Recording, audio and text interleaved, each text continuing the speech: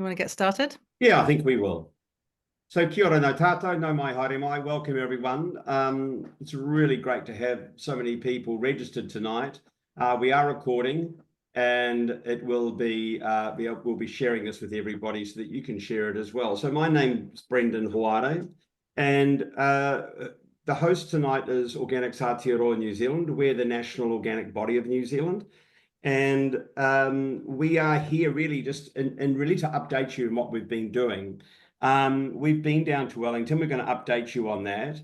And it's also about mobilising a community of interest, which you are all here interested in what we're doing, and to inform you about what we've learnt. And there's also to answer some questions, both to those who are presenting and to ask questions which can take us forward as well. The format tonight's really simple. We are open, we're transparent, we're as participative as we can be. The four speakers tonight that you can see, and in order will be Tiff, and I'll get when we start, I'll get Tiff to introduce herself, and she can tell us what she as CEO of OANZ has been doing. And then we've got Jack Heinemann from Canterbury University, and Jessica Hutchings from Te Waka Kaiora, and Scott Lawson from True Earth Organics, and he's also on the OANZ board. But first, before we get stuck into it, Lou is our air traffic controller tonight. She is controlling everything, and she's got a few rules and explanations. So Lou, please, over to you. I've kind of done it already. I'll just let people know about the chat and the Q&A. Please just keep chatting, share information, ideas, advice, but keep your questions in the Q&A, please. And then when our panelists see the questions, we'll hope to answer them, or we'll actually discuss them towards the end, because there'll be a Q&A towards the end. Great. And from myself, one of the little hints I find with this sort of process, we're probably going to go well over 100 people tonight, is if you've got a question, write it down first, a bit of paper. You're going to be listening, write it down. And remember, we're going to go to the panel directly afterwards. We'll do about 20, 30 minutes of engaging direct questions to panel. And it would be good for you to identify the person you want the question directed to. And then there can be a bit of a discussion on that. And then afterwards, we're going to open it up and have a discussion around that, which will hopefully we'll split that time about evenly. And we will be closing at 9 o'clock. So without any further ado, look, it's great. Tiff, please introduce yourself and take us away tonight. Thank you. Great. Thanks so much, Brendan. Hi, everybody. Thank you so much for coming to our webinar to talk about genetic engineering, gene technology, deregulation in Aotearoa, New Zealand. My name's Tiffany Tompkins. I'm the Chief Executive of OANZ. I've been in this job for a little over 2 years now, working with a really wonderful board and all of you, our members and beyond in the sector. It's been a real privilege to be in this role. We knew that the National Party had put on their agenda to open up the conversation around gene editing and to change the regulations to open up gene technologies in New Zealand. But it's taken us a little while to get to the point where we understand actually what the government is trying to do. We've been knocking on the door. We've been asked to be invited and let in. We know that there are technical advisory committees working with MB in the government. We know that this is these regulations are coming out of Minister Collins' office. But it took Brendan, Jack, Scott, and I a trip to Wellington a few weeks ago to meet with MPI, MFE, MB, ministers, MPs, political parties, and other organizations to really find out what is going on. When are we expecting a bill? And what form will this bill take? And what we found is what we want to discuss with you all today. We have sent out press releases. We have sent out our analysis of where things are at. We have stress tested our findings with other ministries, and pretty much we're given the, yeah, you're right on. So that sounded the alarm bells, and our attention now is to reach as many people as quickly as we can to tell them the news that we have learned, because it's really important that we all have the same knowledge and that we all understand how much is at stake and how quickly we need to progress in discussing the next steps of this bill and the potential act that will be read before Christmas in Parliament. So we have a lot to do, but we're going to get there. And this webinar is a really great opportunity to ask questions and to engage and to make sure that you're clear and then to move forward. So thank you, Brendan, for organizing this. I'm so excited that you're all here. It's very it's awesome to see. And I just want to say we've got this. We've got the tools and we've got the people and we have the momentum. And now we just need to get organized. Thank you. Tiff, if I can just come back to you, what's been your biggest learning to date from the national organisation? What's been the big learning for you? The biggest learning is the level of deregulation that this government is pursuing. A changing of the definition of what GMOs are and coordination with the changes at FISANS that we recently put submissions in. There is parallel systems working. There's our government is working in one direction while FISANS is also working in another. They seem very tied and it seems a bit convoluted. And the fact is that they want to deregulate in a way that no one else in the world has done. And we're potentially up to being, sort of a dumping ground for genetic pollution. And that's my biggest learning. Yeah, thank you. That's a pretty good segue across to Jack Heinemann, who's going to sort of take us through some of the shock and horror we've all learned. And there's a lot, just to sort of give us all a break here, there's a lot for us to digest as we're progressing. It's moving very fast. We're doing really well. But Jack, do you want to introduce yourself, your background? And Jack's going to take us, he's got a slideshow for us, so he's going to make it a little enjoyable. Jack, take it away. Yeah, it's always enjoyable. I want to thank our hosts for having me. It's really a pleasure to be here, and thank you all for coming to hear this webinar. My name's Jack Heinemann. I'm professor of molecular biology and genetics at the University of Canterbury. I am a gene technologist. I've been a genetic engineer all my scientific career, but I also have an interest, a longstanding interest in biosafety issues and the appropriate regulation of gene technologies. As you heard from Tiffany, we spent some time talking to officials and to the politicians about what they think is happening with this change in the gene technology law. I want to remind you that this is still fluid. There is time for them to change. The first reading of the bill hasn't come to Parliament yet. So there is opportunity to influence the process before that happens. And hopefully, just regardless of what happens with that first reading, there will be an opportunity to make changes later. So this is a moving feast in some ways, and it's our best approximation of the things we've heard. And as Tiff said, we presented what we heard back to that audience just to see whether or not they were prepared to correct any misapprehensions that we might have. So I want to make 5 points about what we learned. The first is that we would go from being a country that was mainstream in our regulations. You always hear it presented as us being extreme and conservative, but our gene technology regulations up until this moment match the vast majority of the world's countries.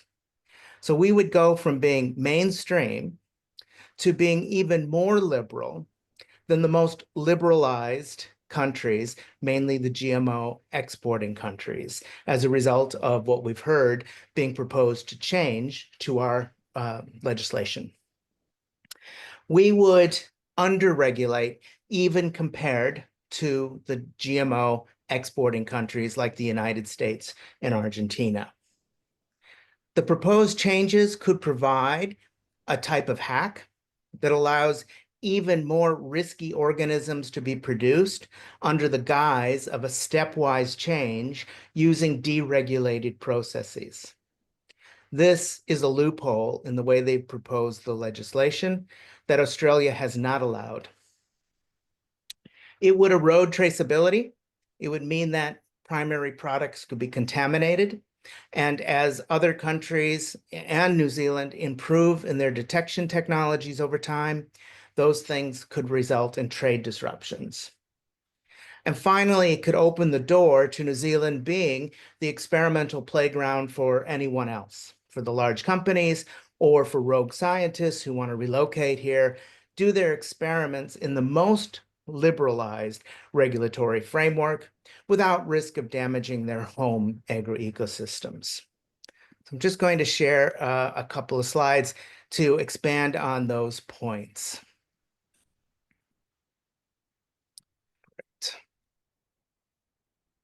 Okay.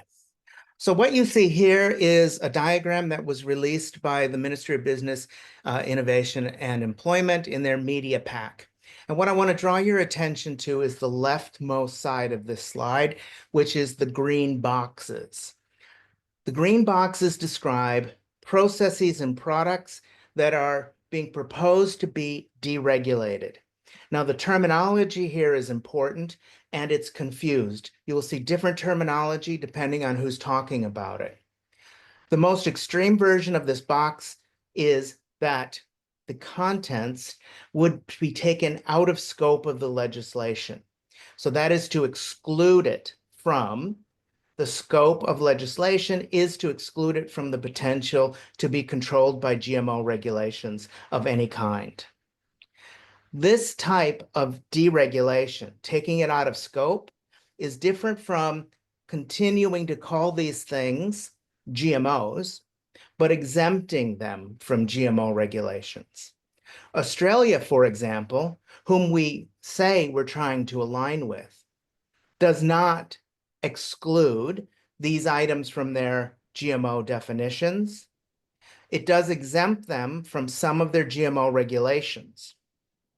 That means that there remains an obligation and a traceability requirement for any products that are made using these processes.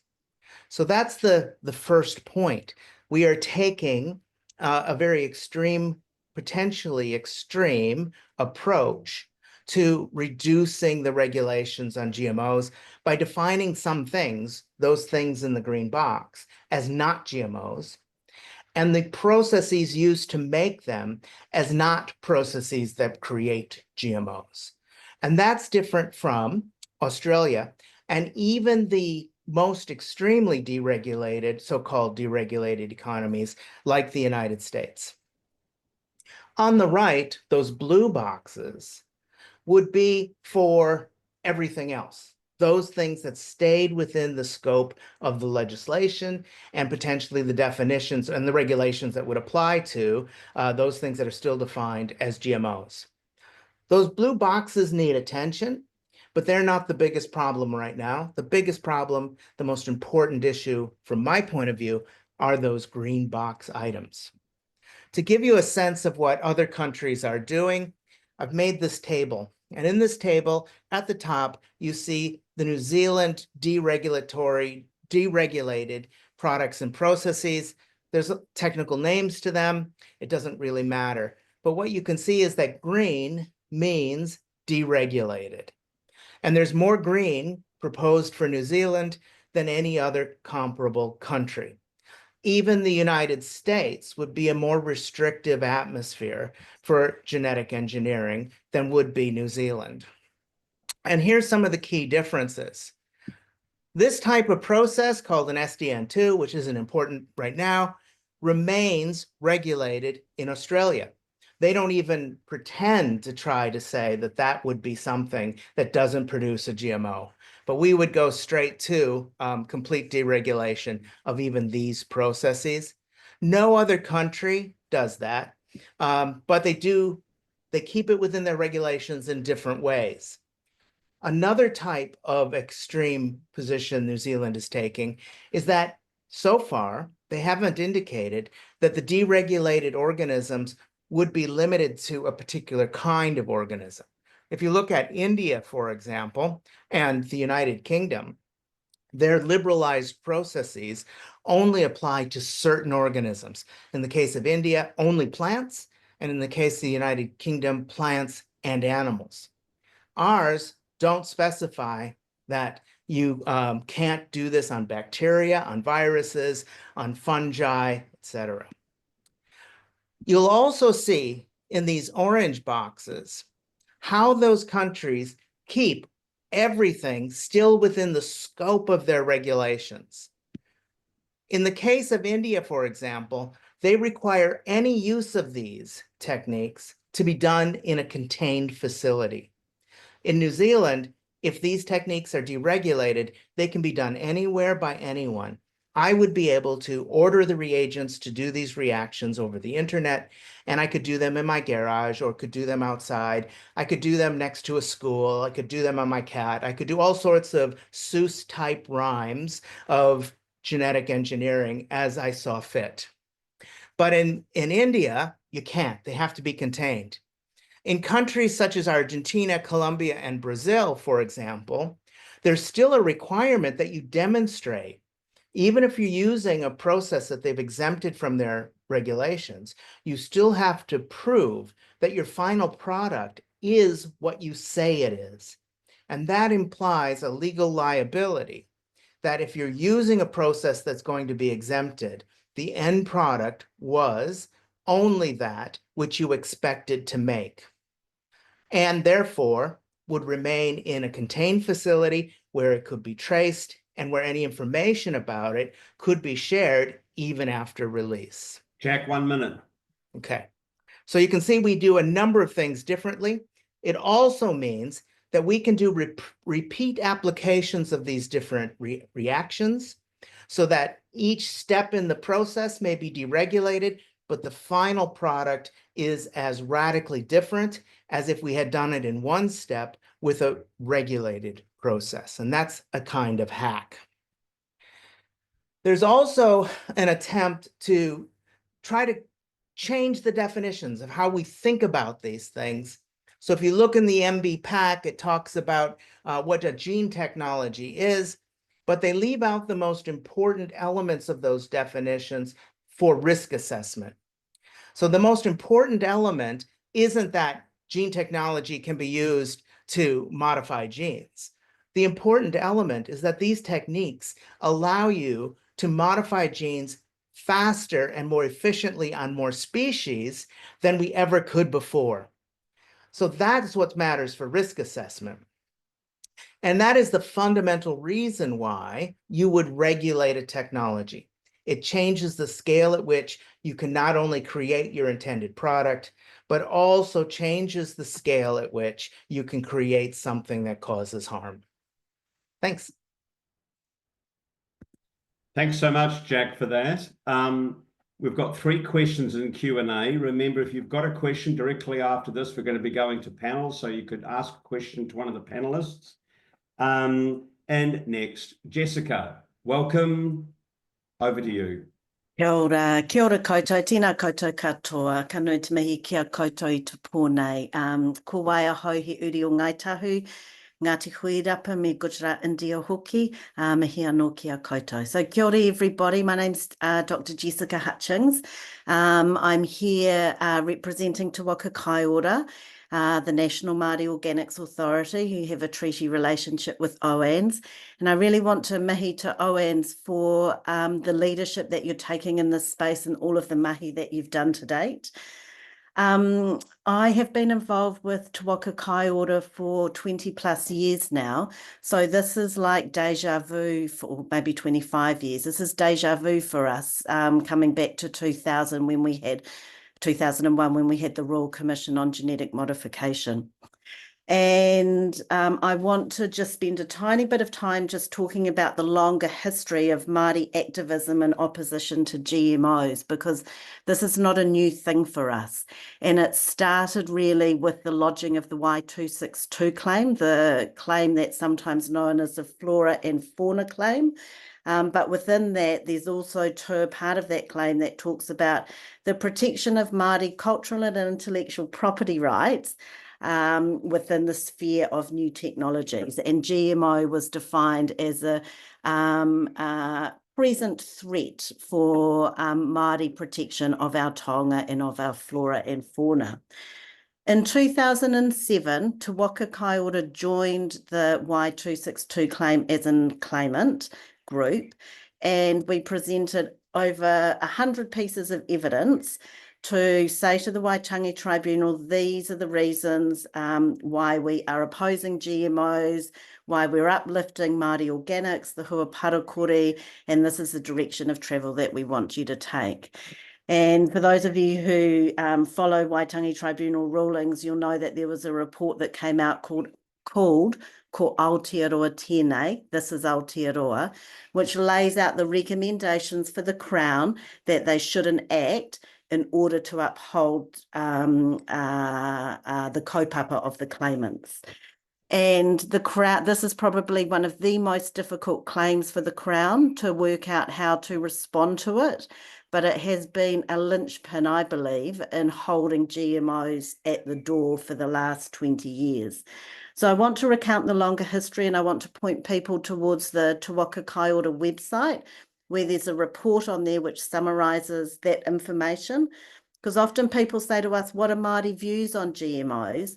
Well, we've got this beautiful resource where you can go to and you can engage with the whakaaro of our kaumātua. Many of them have passed away. I was thinking this afternoon, how many of us are still alive who actually gave evidence on behalf of the Māori Organics group in that claim, and probably more people have passed on than they are alive. So this is a very deep-rooted kaupapa for us.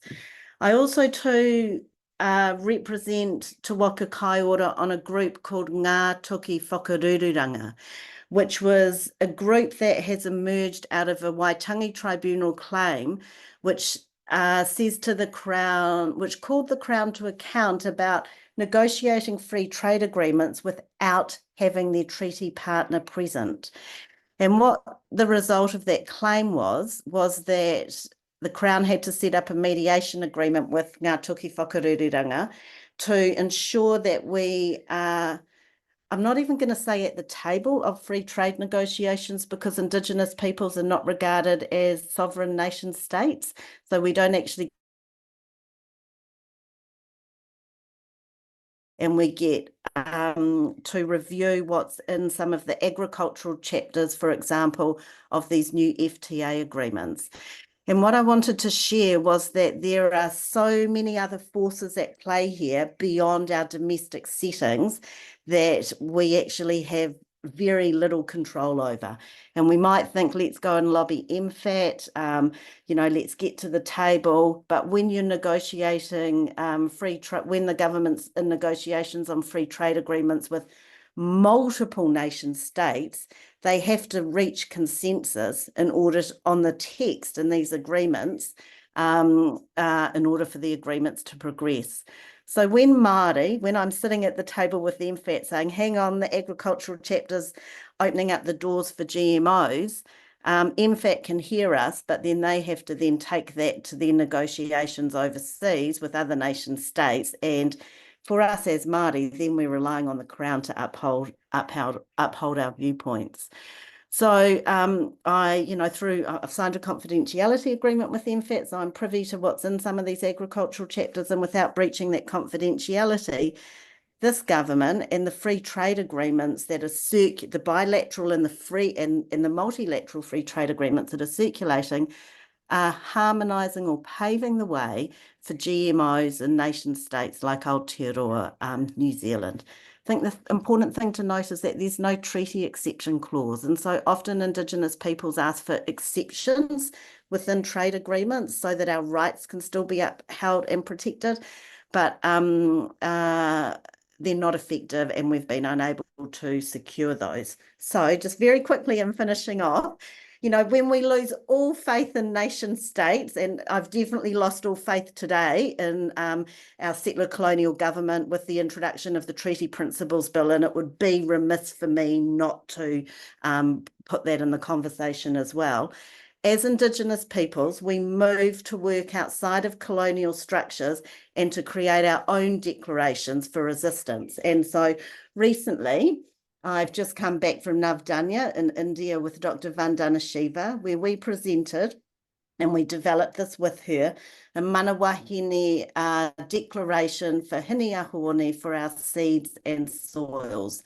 So I'm not taking this to the Crown. I'm not taking this to government agencies.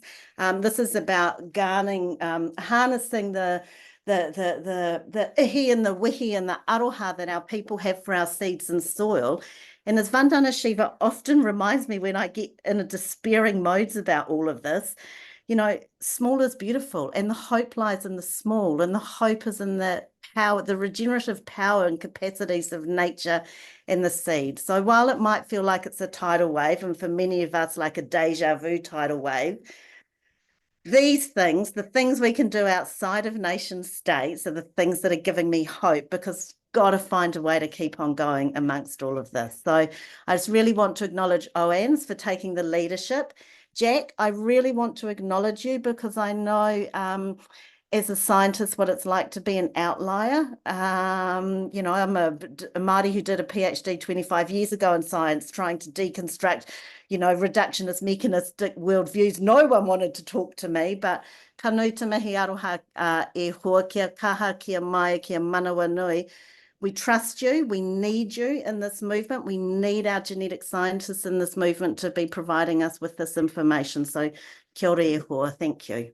Awesome, Jessica. Thank you. And just to remind everyone, we are telling that outliers are Olympians. So that's us. And it's another key thing, Jess, the document you referenced to Te Waka Kaiora is in the chat for everyone.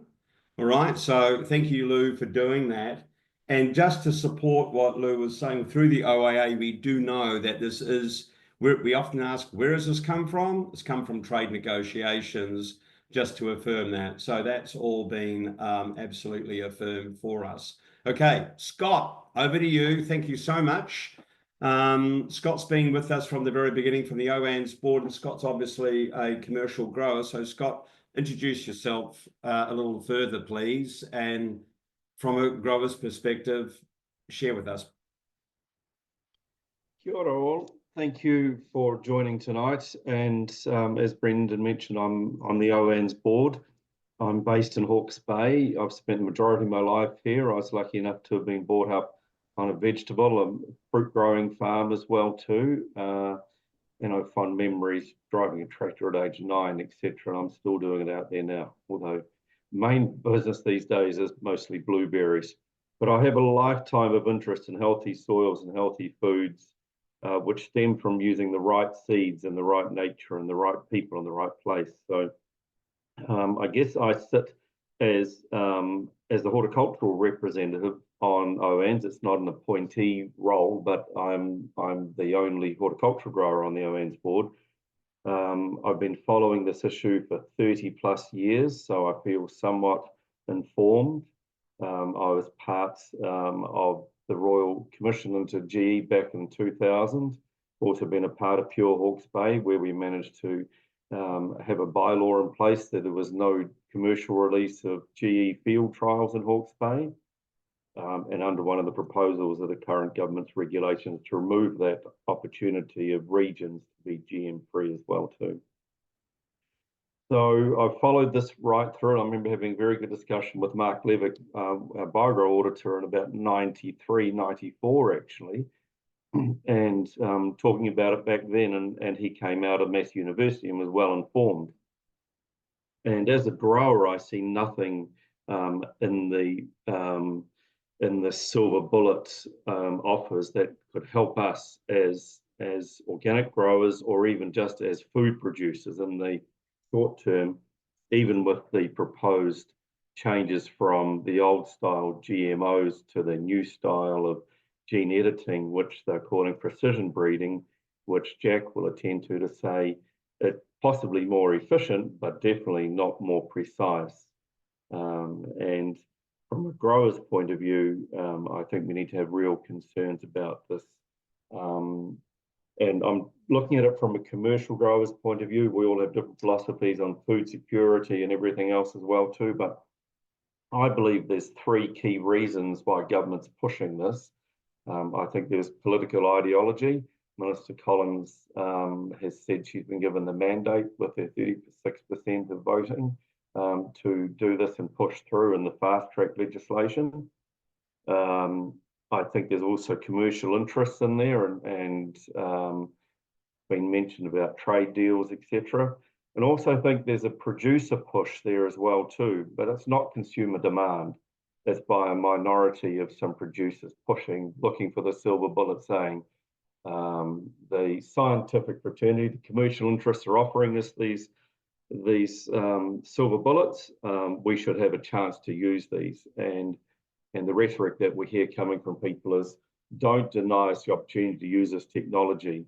We're saying, don't load us with these issues of segregation and all of the scientific issues that come out with the effect on our ecology and environment and that. So I guess I see OANZ focusing really in the main key areas and how this proposed, and we need to remind ourselves it is just proposed. It has to go through select committee hearings, etc. These regulations and how they could affect our organic products bill, and others. And OANZ are doing a lot of work in that area. On one hand, we're asking for regulation and our wording and regulations around certified organic, and on the other hand, the government's undermining us and possibly introducing these lax GE rules as well too. So in that organic products bill, we have protection in there for consumers and we have protection in there for producers with inputs and things as well too. I think the proposed changes could really affect our market access and our trade there as well too. Exporters have traded on the GMO-free status quo for a long time. Fonterra, Zespri, everybody believes it adds value to our current status quo. There hasn't been any economic analysis done on that, and I know we'll talk about that later on. So I believe we need to have some strong regulations in place. We also need the government to resource these regulation changes, not just set up a small little ministry of something somewhere in the back end of nowhere without the appropriate resources to enforce these regulations that we would like to see in place, not just deregulate and let everything go out. It's an easy way for them to resolve themselves of any liabilities and efforts and what the government should be doing on behalf of us as producers and public and consumers, etc. So I see really three key parts to it. We need labelling, we need traceability, and we need liability. All of these things are proposed to being removed. So as a producer, as a consumer, I find this abominable. One piece I forgot to mention really is my interest in the seeds, where our seeds come from, where we're going to be sourcing these seeds from in the future. Vegetable growing in New Zealand, 80% of the vegetables we produce, and I'm talking about all vegetable growers, 80% of that food is actually consumed in New Zealand. We only export 20% of our vegetables. Now, those vegetables, the seeds for those vegetables, primarily, they are owned, the genetics of those are owned by overseas companies. We have to import the seeds. We have to follow the protocols, be it PVR rights, plant variety rights, or otherwise. We are not in control of our food security in relation to vegetable production. Different for the animal raising and different for fruit, where all that's primarily owned by New Zealand companies.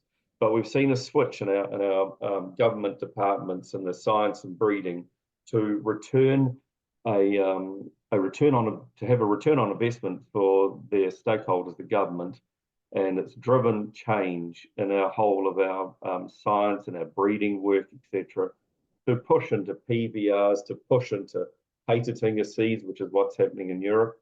And I really have a dislike in the ability of commercial companies to patent nature's biology.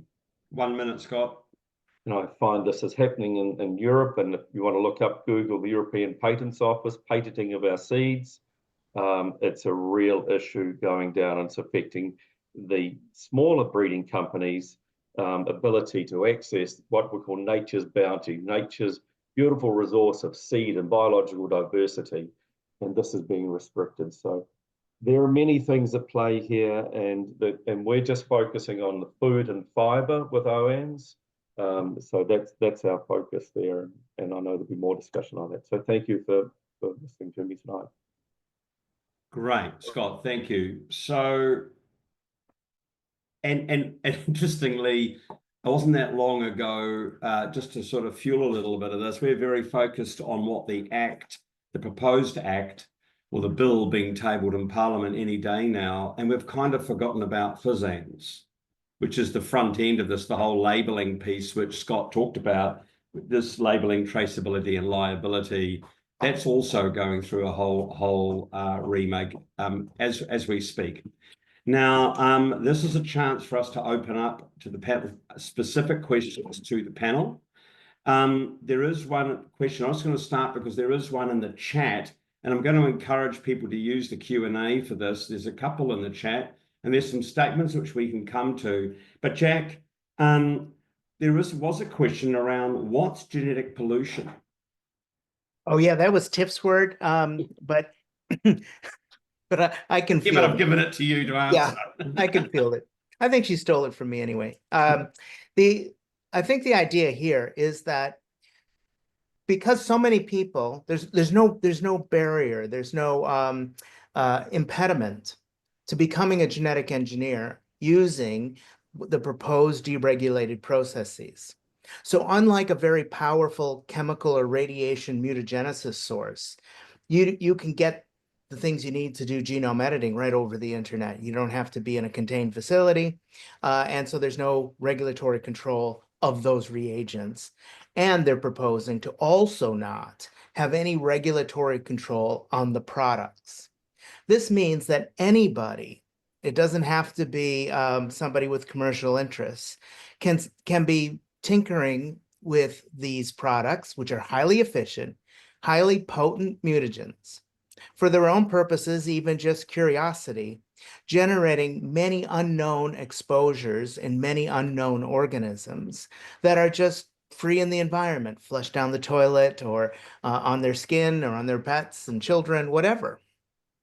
And that is what we're kind of referring to as a genetic pollution. These things can, in aggregate, accumulate in the environment, even if they're not very fit and reproductively active. The very scale of experimentation may continue to pump these kinds of products into our wild environment and contaminate our product lines, which may then be detected later by any country that's importing our goods. And not to mention that they may also have environmental harm here. We'll come back to that question, Jack, about other detection mechanisms against ourselves. But just to keep moving on, Steve, you had a question in the Q&A. Do you want to move to that? We're just going to start moving through the Q&A. So, Steve, you had a question.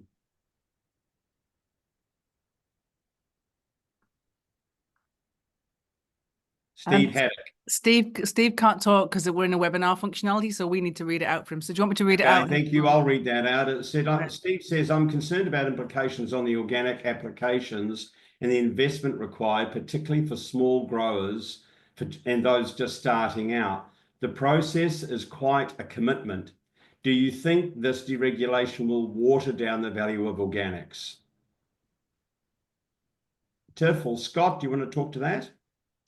I can say something. I think it's going to make organics very expensive in a way that we're going to have to test, and everybody that is not happy being a GMO producer with the widespread potential for contamination and no liability, no traceability, we will have to test consistently to make sure that we have clean product lines and that our supply chain is clean so that we can guarantee organics to consumers under the current regime that we are looking at.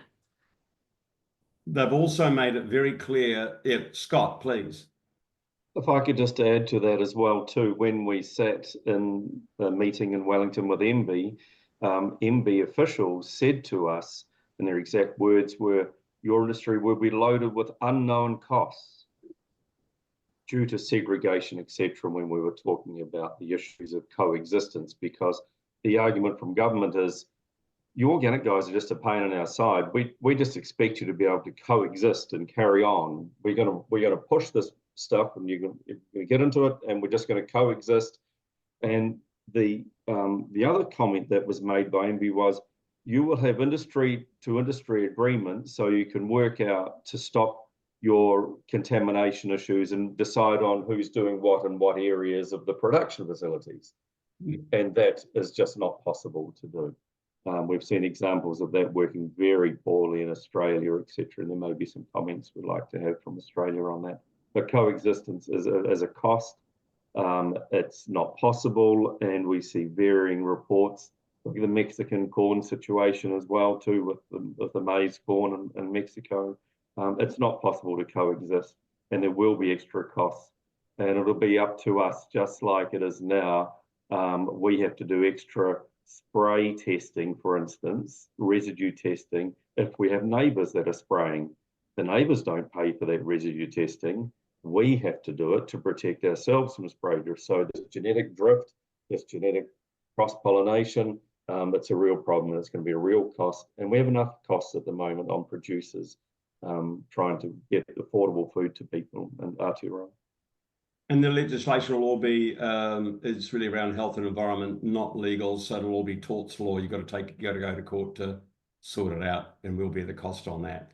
Now, Zelka, you've got, I'm just looking at, it's a statement. I need you to rewrite into a question, please, a succinct question. Emily will come to you regarding about how we can mobilise, because there's a session at the end on that. And Yup has a question, what is the position on Fonterra on this? Do they have one?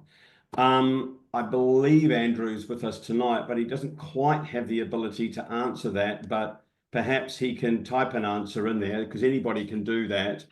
I can allow people to speak if we want to. I can give Yeah, them well, only if there's a willingness, but I think that in fairness, it's in the Q&A, and I don't even know if because just with the number of people here tonight, Andrew, there's a question in the Q&A if you're online to perhaps you want to answer that, or let Lou know, then you can. And same, John, I kind of need succinct questions. So this is one from John. Is this correct? John Carapiet has asked, our environment and export potential is now threatened by the bill being drafted to relax GE regulations. And Minister Collins has directed that the important issues to be excluded from the bill is no precautionary principle to protect nature, no regional allowance for non-GMO producers, no liability for users to GE to ensure they manage risks, no specific standard for ethics to prevent animal cruelty, and no economic consideration to the value of non-GMO exports. Is that correct? One of the answers is, John, we haven't seen the bill. No one has. So some of that stuff we do know has come through an OIA. So we do know that some of that is in principle true. And that is one of the things, just for everyone to sort of comprehend, or we want to reiterate, is we're asking a lot we're working really hard. We're doing all the digging. And yeah, so we're doing our very best to share what we know to date. And we'd love to, once we do know, we can all look and find out the bill will be shared. Alistair has a question. Scott mentioned the lack of economic analysis, and he wants that expanded by the panel. Tiff, do you want to mention what we've started this? Well, Scott and then Tiff.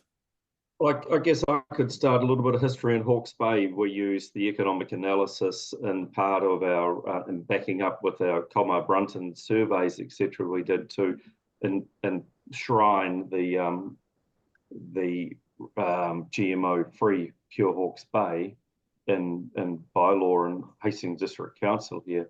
And the economic analysis is really, really important. It was one of the first questions we asked of the minister, ministers, officials, I should say, because we haven't had any direct discussion with Minister Collins, the officials, and saying, where is this economic analysis? And we were told very quickly, there is not going to be any.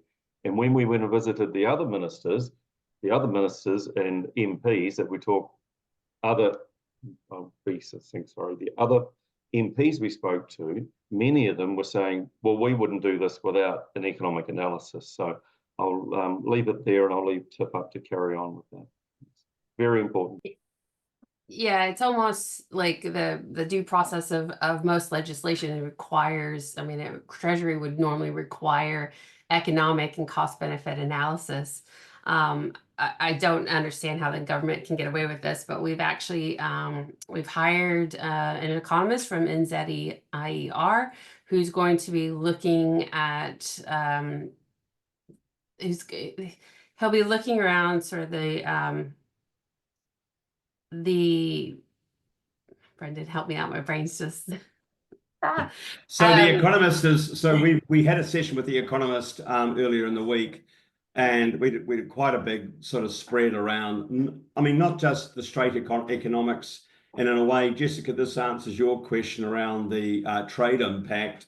Jessica Marshall, sorry, has also asked a question in the chat, but taking a really big picture look at the impact of this. And one of those, Jess, includes the indigeneity component of this. And so, Jess, you want to come in as well, please? I just wanted to share that one of the other hats I wear is I was appointed under the last government as a member to the MB Science Board. So we make the decisions that then go up to the Minister for the approvals and investment in science research in New Zealand.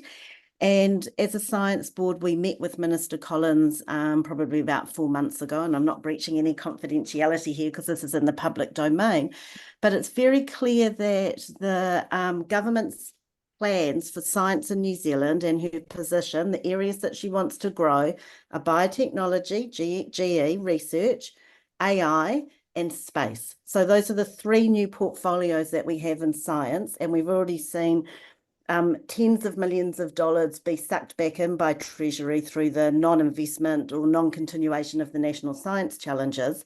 And we're going to see in the May budget next year, it's going to be touted as her science budget, because we didn't have anything come through in the budget this year for science, apart from a new platform for resilience research.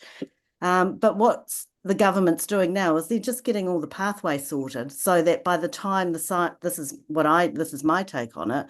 So by the time the science investment hits the ministries, the policy settings are right. The legislation has been passed to allow for, these new types of research to happen. So not good news, but it's good to know where things are at. We tried to present to her evidence, and she's very clear about what she wants in science. She wants science to make New Zealand rich.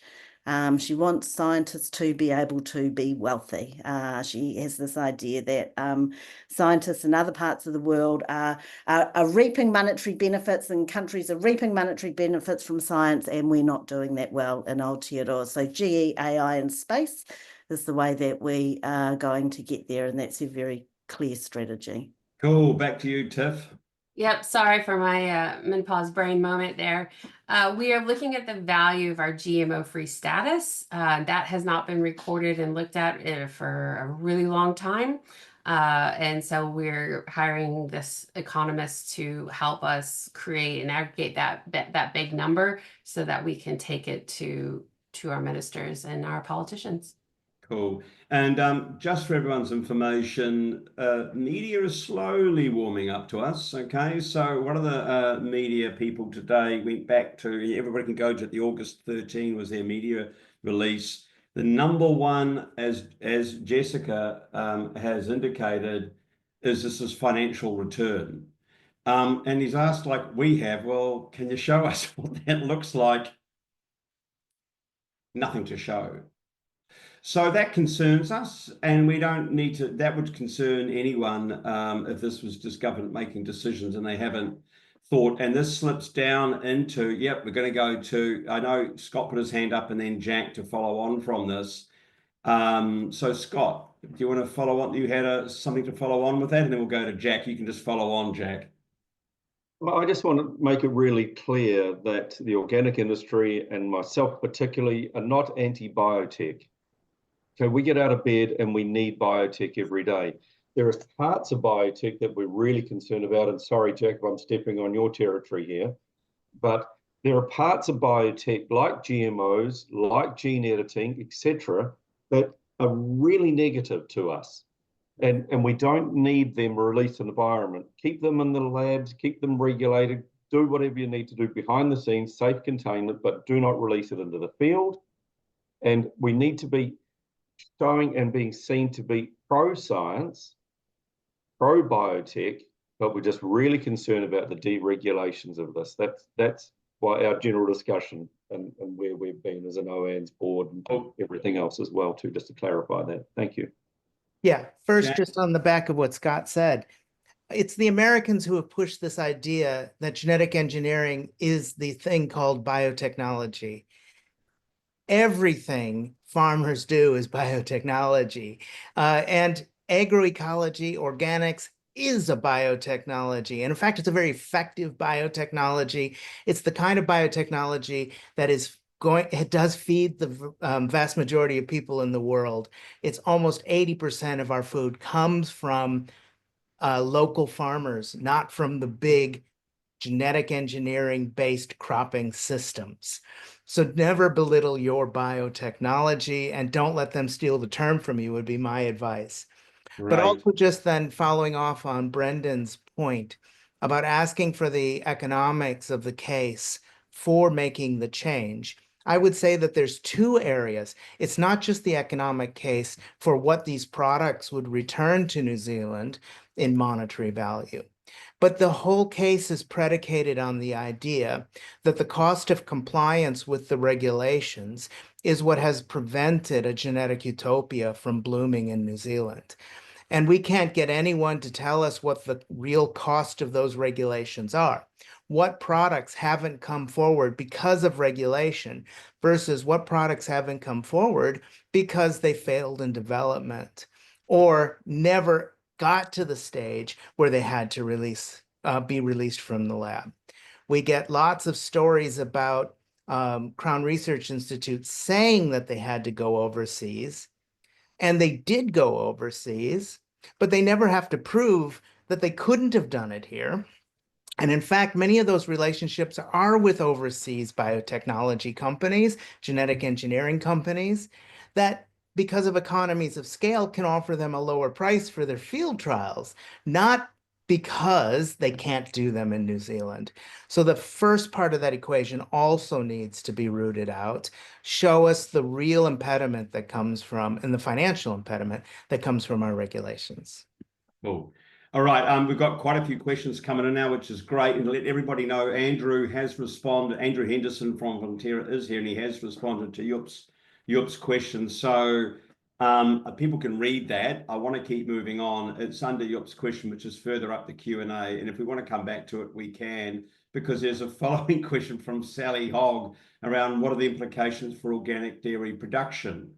So Andrew, in your role with Fonterra and organic within GM of that in that role, let Lou know if you want to speak to that, because it's great that you're here and we could just hear it directly from you would be fine. We can come back to that. Just let Lou know if you're wanting to do that. And there's a question from Philippa, and it's a really important one, I think, on the economics, and I know others in the chat have mentioned this, is that it's not just about production and economics and trade. And Philippa's question is about what about GE conservation and pest control? The promise. Jack, tell us the promise about GE conservation and pest control. Right. So there is a strong developing narrative that some of our most intractable problems in the conservation space may be solved or at least addressed using these kinds of techniques. But the counter to that is that the value of that may not be tradable for the risk in the experimentation leading up to it. So if you're going to suggest that these techniques are so powerful that they could wipe out entire pest species like possums, then you have to also acknowledge that these are really powerful techniques, and the appropriate kind of testing and control needs to be done before they're released into the environment. But these are all really extreme hypotheticals about what the techniques can do. I am certainly convinced that they're very powerful. And it's not just because of the technique, but also because of the chemistries that are co-invented and not discussed at the same time as these techniques that make them this powerful. Because I'm convinced that they're powerful and efficient, I doesn't mean that I'm also convinced that they're going to, once released, do only what we expect them to do, or not evolve on their own, such as gene drives might do once they're released. They're going to be their own kind of biological entities, which can respond to evolutionary pressures after release. So the conservation narrative does sound really attractive. It's compelling, and it sounds like it's a good thing to do. But, you know, we wouldn't also use a nuclear bomb to get rid of our pests. Maybe we should think twice about using the genetic equivalent if it could turn out to be that powerful. Okay, cross to Tiff, and then Andrew's on to answer the Fonterra and dairy question. Tiff? So actually, I just wanted to ask Jack to give us a real world example of a technology, of a GE technology that's touted to have claims, but had the unintended consequences that they found out later. Like, what's a real world example that we could share with everyone? So you want an actual product that had that wasn't as advertised. Yeah, you know, like you talk sometimes The about the polled polled cattle. cattle and Yes. you know, there's so many questions I have, but I'll just leave it at that one.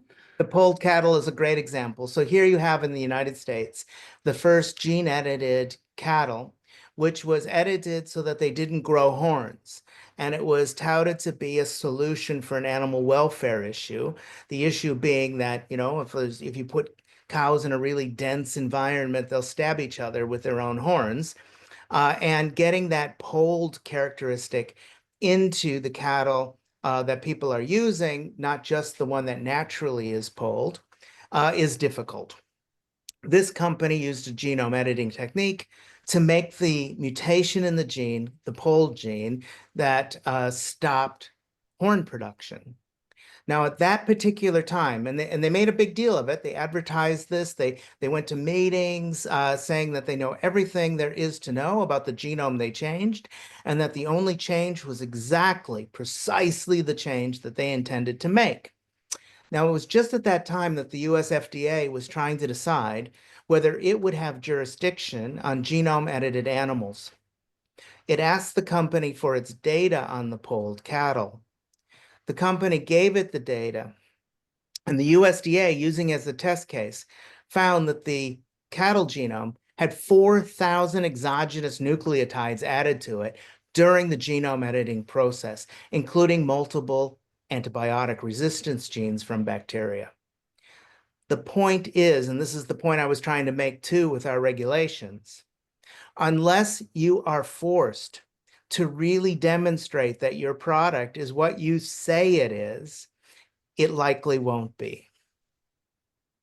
So there's an example where the unintended outcome was major changes to that cattle genome, which may or may not have ever turned out to be a problem, but nevertheless were not what was advertised.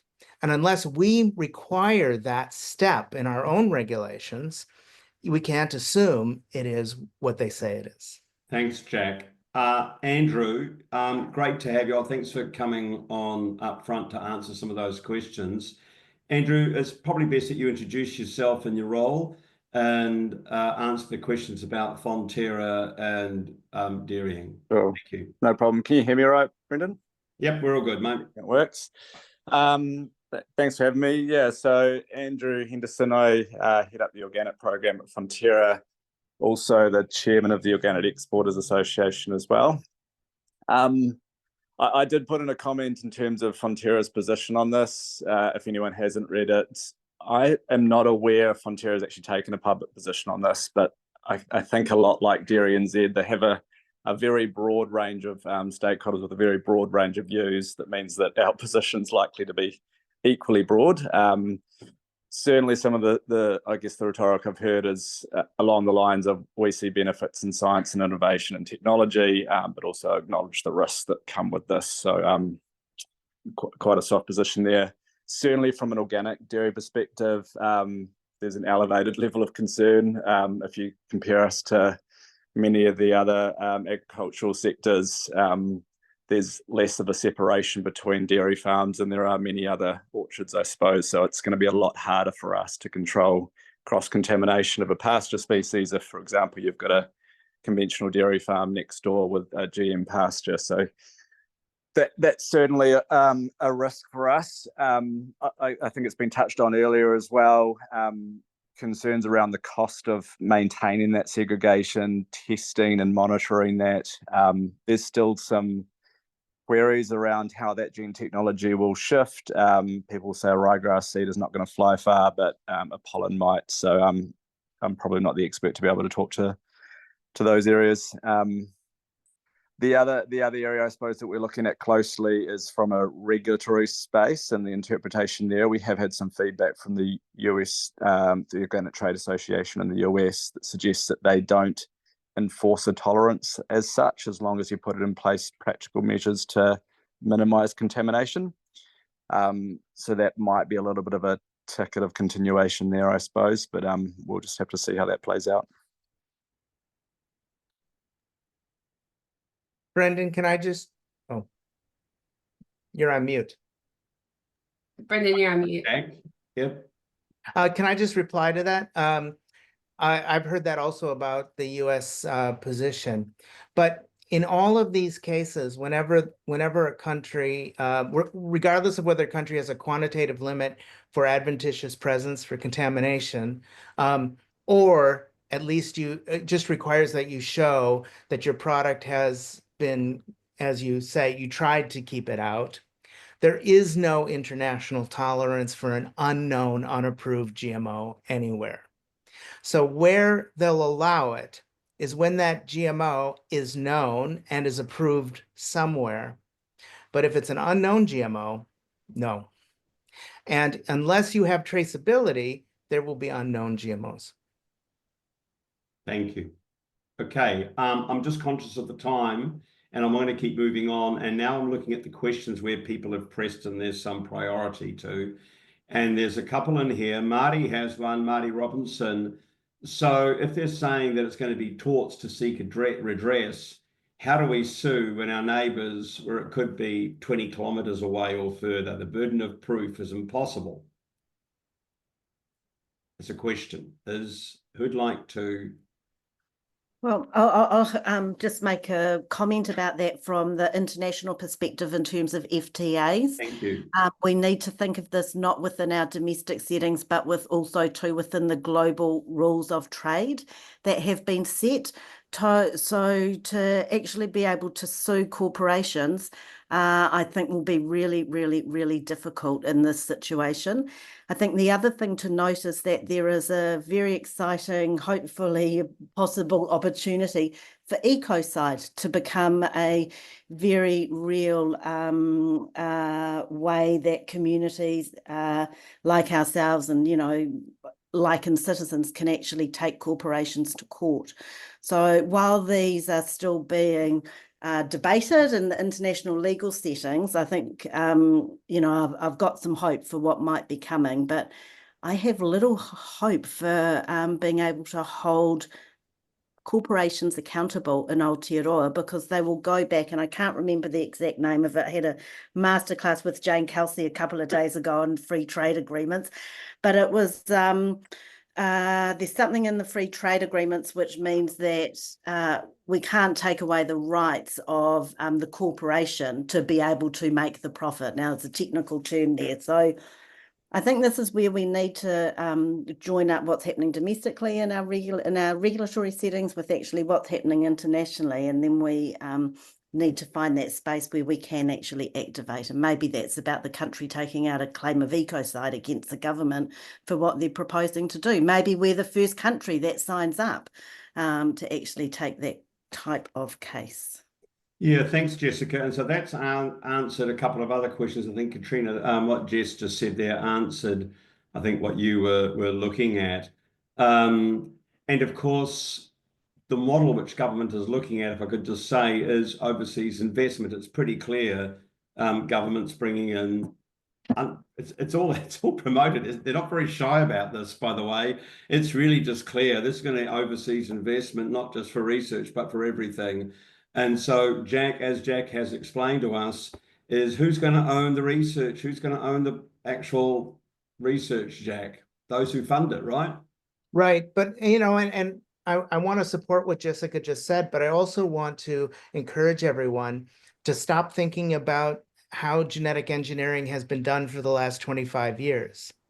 If we deregulate the use of these processes, anybody can do it anywhere. They don't ever have to be a commercial entity that is going to register their intellectual property. They can just tinker, pre-commercial lines, or just for fun.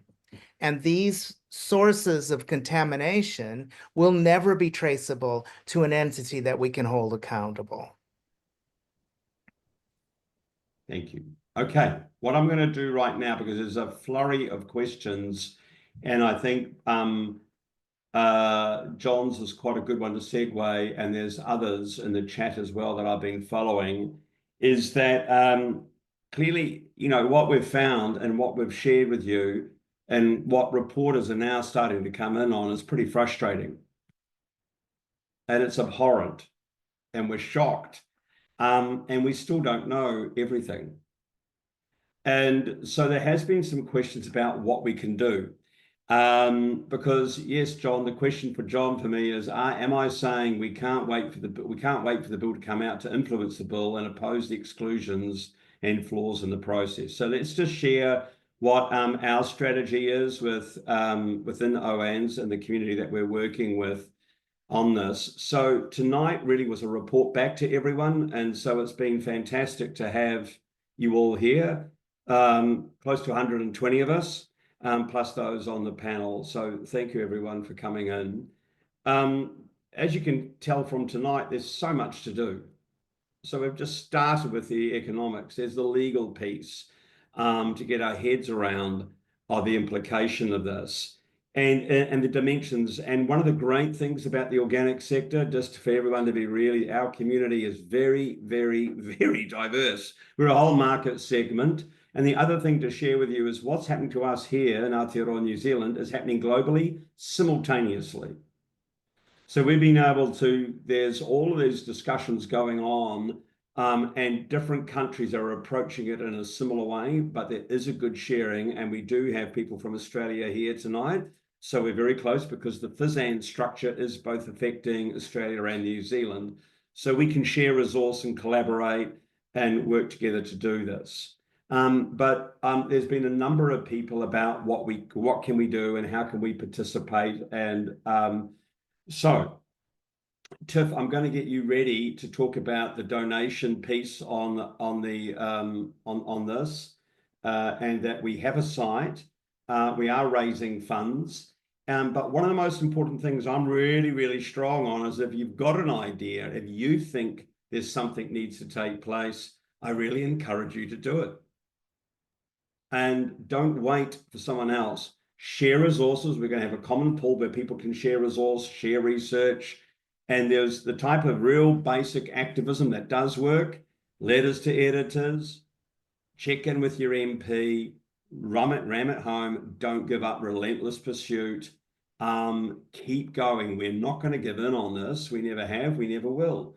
And I just, Tiff, and our diversity is our strength, right? So we've got Andrew here from Fonterra, but we've got home gardeners, we've got traders, exporters, lawyers here tonight. There's a full scientist, there's a full array of our community present, and we're just going to get better at working together. We've been going a couple of months, and we're just getting warmed up. So Tiff, do you want to talk about the website and how that can, as a donation tool, is one step?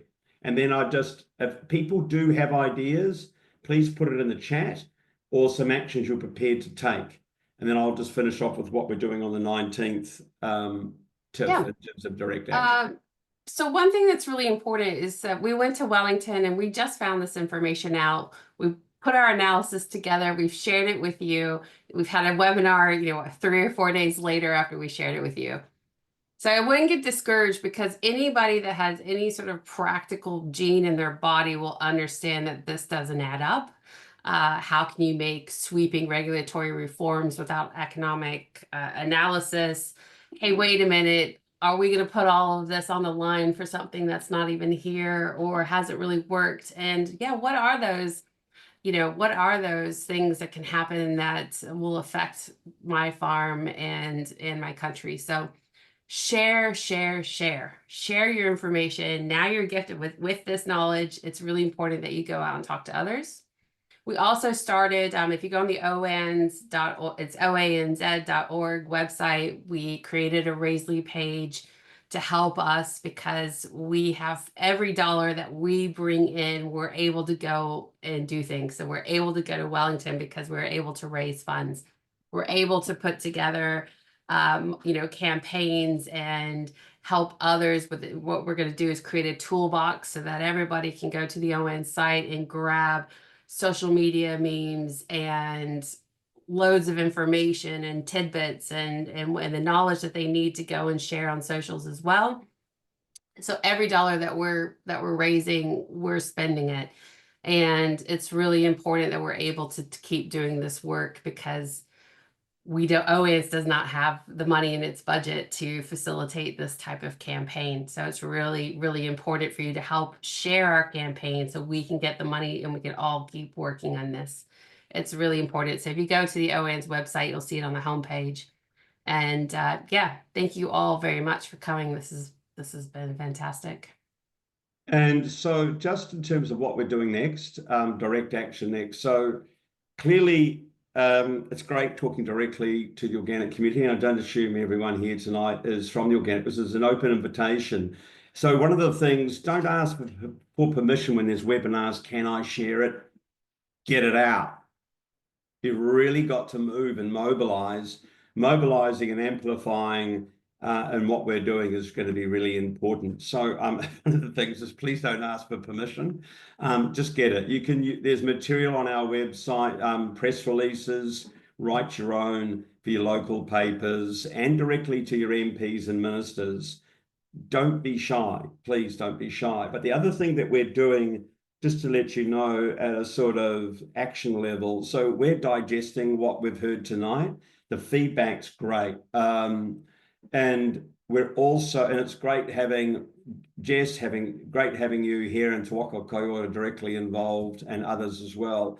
So what we are doing on the 19th in Wellington is an event really reaching out to the primary sector, primarily, and also embassies and our trade partners, back with ministries and members, to directly take to them what you've heard tonight, as we get better at articulating and we find out more what the issues are, and hopefully get some feedback. Because there is a lot of interest, and what is quite clear, and some of the things that have worked is, I don't really like using the word conventional, but people who are not certified organic the whole country has a lot to lose. And Scott, the other one is, I'm not sure if there's many producers who want it, but I do know there's a lot of agribusiness that want it. And so there is being driven by agribusiness. I think it's okay to call it out for what it is. We know where the trade line, we know where the pressure's coming from. It's from the trade, these are trade sector, trade negotiations. We need to start calling this out and explaining that clearly. So we're back in on the 19th. Jack's going to be there. Well, most of us here are going to be there. And we've just got to be really calm and clear and let them know the implications for all farming in New Zealand and the New Zealand Buy Pure proposition, which is part of what the economics, the whole economic proposition that's been developed for us. We brand under the Fern Mark, the New Zealand story. There's no doubt it's of high value internationally. And so we really want to let people know they need to be speaking out, and boldly. Scott, you wanted to make a point. Is there anything that you want to talk about just to sort of wrap up in terms of direct action we're taking? I guess you've covered off most of the things. Just to reiterate the fact that if somebody be it from a consumer point of view, a producer point of view, a food security point of view. If you're concerned in any way about our food supply, you need to seriously understand these issues. And so often I see apathy leading to poor decisions and people after saying, oh yeah, we should have really done something about that. Well, now's the time to actually do some homework, do some reading, get involved. If you have some valid questions, either pro or against, tease it out with people. Speak to your peers, whoever those peers may be, speak to your MPs, do some reading, do some research. Don't believe everything on Google, but be out there, have a good look around, and please inform yourselves. And once you become more informed, I think you'll be more concerned. That's from a producer's point of view. There are no silver bullets. New Zealand is not missing out on our status quo at the moment. We have everything to lose and nothing to gain. So thank you. So help each other. I've just seen a great little chat in the Q&A where Anna Johns has said, hey, can anyone help me in the Marlborough to help engage Stuart Smith? And Clive's gone, I'll do it. He's in. And oh, look, everyone's hands going up now. They're gang up on Stuart Smith. I mean, we do have to get organised at that level. I think the other one, the strategy to date that we have is hinged around mobilising communities ourselves, getting ourselves organised, and actually unfolding ourselves into the other primary sector industries and connecting with them. Just to be aware also, when we're dealing with Wellington's been stripped. The bureaucrats, science communities, and I'm also quite aware that a lot of the primary industries, as I was looking through today, my networks, a lot of people have gone. There's a real change, and we're in the middle of a lot of change. So it takes a little bit to reconnect with everybody and making sure that they can come to the 19th. So any other closing comments people want to make or questions? We've got Jack. We'll go around the room. I will go around the room, and we'll go Jack. We'll go as I see it. We'll go Jack, Tiff, Scott, Jess. Okay. Jack. Just a tip. Check their references. They'll often not be that fastidious. They'll be using industry talking points when they come forward, and just a cursory look at some of their reference materials can be very enlightening. So for example, in the MB media pack, they quote the US National Academies of Sciences 2016 report. And they take a quote out of it about how wonderful soybeans, cotton, and maize have been genetically modified, those genetically modified crops. And they say, therefore, we shouldn't be so worried about it. But they only selectively use parts of the report. They don't report where the National Academy said regulatory agencies should have an ongoing monitoring of any released materials, and that there should be a way to formally report unexpected effects of their GE crops. And not having government regulation of GE crops would be problematic for safety, trade, and other reasons that would erode public trust. So they selectively take parts of these reports and present them as final views of these regulatory authorities, and they leave out other parts. It's not hard to have a look on your own, so I encourage you to do so. Right. Thanks, Jack. I would love to see groups forming, get your peers together, and every New Zealand First Act and National MP needs to be heard from a group of people that starts building momentum so that we can bring large swaths of local community to put pressure on MPs, because MPs want to get reelected and show up with really great materials, but have an opportunity to reach out to people, start talking. This could be really fun green drinks events that you bring people together, start talking, start strategizing, and make those meetings and keep pulling people together and telling them what you know. Thanks, Tiff. Scott? I guess one key thing I'd just like to leave a thought with with people tonight is there's a lot of spin on genetic engineering was then moved to genetic modification, GMOs. Now we're going back to GE in the way that it's gene editing. It's termed just like nature. It's just speeding up what happens naturally in nature, and Jack spoke about it tonight. We've got these other terms used around the world, NBTs, new breeding technologies. Another one that's used in the UK, the PBTs, I think they call it, so precision breeding technologies. And a reminder from what Jack, our resident geneticist advising us here, is saying that they may be more efficient, gene editing may be more efficient, but it's not more precise. And so what we're being told by government is we're not going to go down the hardcore GMO track, we're just going to go down the easy, soft gene editing, the GE track, just like nature. All we're doing is speeding up nature.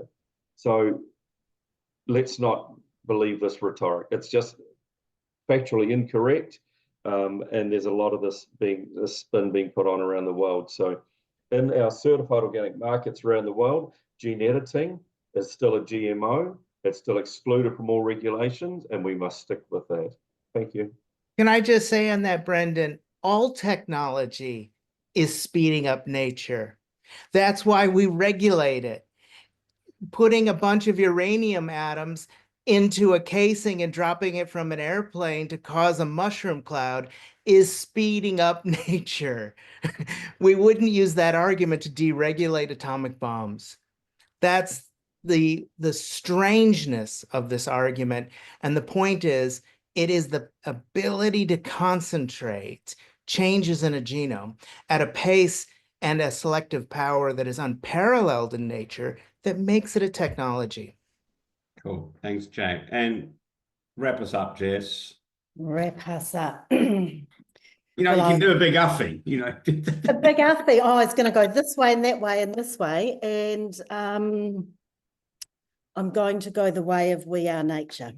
And that to remember that the power is in the small, and small is beautiful, and that small is contained in the essence of the seed. And so seed for us as Māori in the Hoare system is the place that holds whakapapa, and it's the place that connects us to the whenua and connects us to that notion of kāinga or home.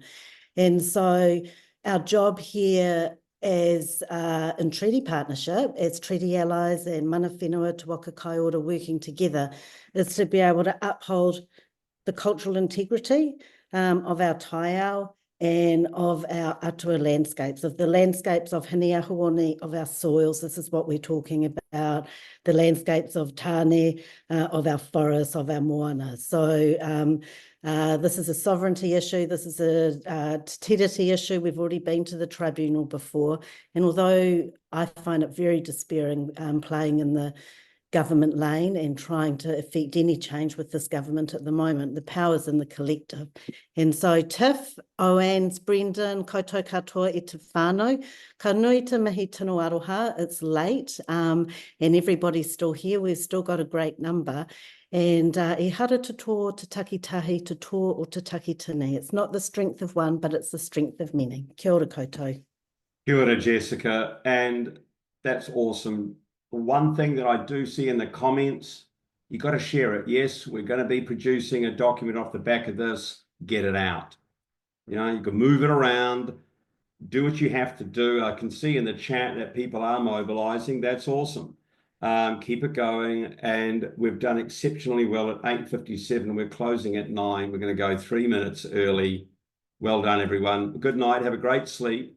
And thank you all for coming. And thanks all for the panelists. Ka kite anō, good night.